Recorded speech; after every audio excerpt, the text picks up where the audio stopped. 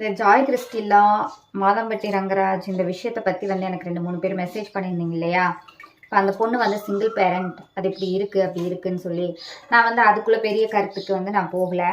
நான் சொல்கிறது என்ன தெரியுமா, இன்றைக்கி வந்து உங்களுக்கு ஃபேமிலியோட சப்போர்ட், ரிலேட்டிவோட சப்போர்ட், உங்களுக்கு ஒரு ஃப்ரெண்ட்ஸோட சப்போர்ட், இல்லை நீங்கள் ஒரு பெரிய ஃபேமிலி இருக்கீங்க, உங்களுக்கு நிறையா பேரை உயர் அதிகாரிகள்லாம் தெரிஞ்சிருக்குது அப்படின்னா நீங்கள் என்ன தப்பு பண்ணாலும் நீங்கள் வந்து கேஷுவலாக மூவ் ஆகி போயிட்டே இருக்கலாம். என்ன ஆனால் இந்த மாதிரி எந்த சப்போர்ட்டுமே உங்களுக்கு இல்லைன்னு வச்சுக்கோங்களேன்.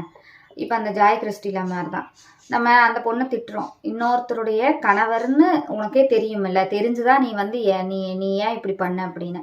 அப்போ அந்த பொண்ணுமே இன்னொருத்தருடைய மனைவி தான். அது முறையாக விவாகரத்து வாங்கிட்டு இவர் முழுக்க முழுக்க நம்பி இருக்குது. அப்போ இவர் வந்து விவாகரத்து வாங்காமல் நான் வந்து பேசுறதில்ல அப்படி இப்படின்னு சொல்லிட்டு இவர் வந்து அந்த பொண்ணோட வாழ்ந்துருக்கிறாரு. அப்போ இவர் பண்ணதுமே தப்பு தானே. அப்போ இன்னொருத்தரோட பொண்டாட்டி மேலே இவர் தானே ஆசைப்பட்டிருக்காரு. அப்போ அந்த பொண்ணு மட்டும் நம்ம தப்பு சொல்ல முடியாதுல்ல. இப்போ விஷயம் என்னன்னா, இவங்க சந்தோஷமாக இருந்த இதை வந்து இவங்க ஒரு சந்தோஷமாக இருந்த நாட்களை வந்து ஒரு வீடியோ ஃபோட்டோஸ் எடுத்து இவங்கள பர்சனலாக வச்சுருக்காங்க.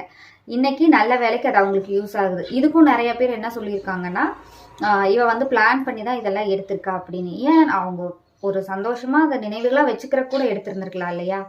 அப்புறம் இன்றைக்கி என்னென்னா, ஆணோ பெண்ணோ எதுவாக இருந்தாலுமேங்க நம்மளுக்கு வந்து பணபலம், படைபலம் இந்த மாதிரிலாம் சொல்கிறாங்கல்ல, அந்த மாதிரிலாம் இருந்துச்சு அப்படின்னா நம்ம என்ன தப்பு பண்ணாலும் நம்ம ஈஸியாக அந்த சொசைட்டியில் நடமாடலாம். நம்மளுக்கு அந்த மாதிரி எதுவுமே இல்லை. இப்போ ஜாய் கிறிஸ்டியில் பாருங்கள், அதுவும் அவங்க அம்மாவை மட்டும்தான் போராடிட்டு இருக்கு மீடியா முன்னாடி. எனக்கு நியாயம் வேணும், என் குழந்தைக்கு வந்து அப்பா இவர் தான் அப்படின்னு சொல்லிட்டு எனக்கு காசு பண்ண வேண்டான்னு அந்த அம்மா சொல்லுது. ஆனால் அது பண்ண பெரிய முட்டாள்தானே அதோட பிஸ்னஸை விட்டது.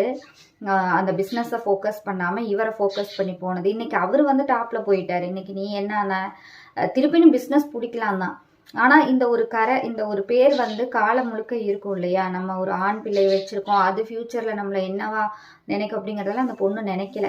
இது பெண்ணுக்கும் ஆணுக்கும் 2 பேர்த்துக்குமே சொல்கிறேங்க. நம்மளுக்கு ஒரு குழந்தை இருக்குது அப்படின்னா அதோட ஃப்யூச்சரையும் நினச்சி தான் நம்மளோட ஃப்யூச்சரையும் கொண்டு போகணும். புரியுதுங்களா? அது இல்லாமல் நம்மளோட தனிப்பட்ட சந்தோஷம் நம்ம மட்டும் இப்போ இந்த நேரம் இந்த சமயத்தில் நம்ம சந்தோஷமாக இருக்கலாம்னு நினச்சிட்டோன்னா அந்த பிள்ளைங்களோட ஃப்யூச்சரும் சேர்ந்து ஸ்பாயில் ஆகும். ஸோ முறைப்படி இவரும் டிவோர்ஸ் வாங்கிட்டு வந்து இப்போ இந்த பிரச்சனையாக இருந்ததுன்னா இப்போ இந்த பொண்ணுக்கு ஏதோ ஒரு நியாயம் கிடச்சிருக்குங்களா? இப்போ பார்த்தீங்களா, அவங்க நல்லா ஃபேமஸ் ஆகிட்டாங்க, நிறையா அவங்களுக்கு சப்போர்ட் இருக்குது. பட் இந்த பொண்ணோட நிலைமை இது மாதிரி நிறைய ஆண்களுக்குமே இருக்குது. ஸோ நம்ம தான் நம்ம லைஃப்பில் கவனமாக இருந்துக்கணுங்க.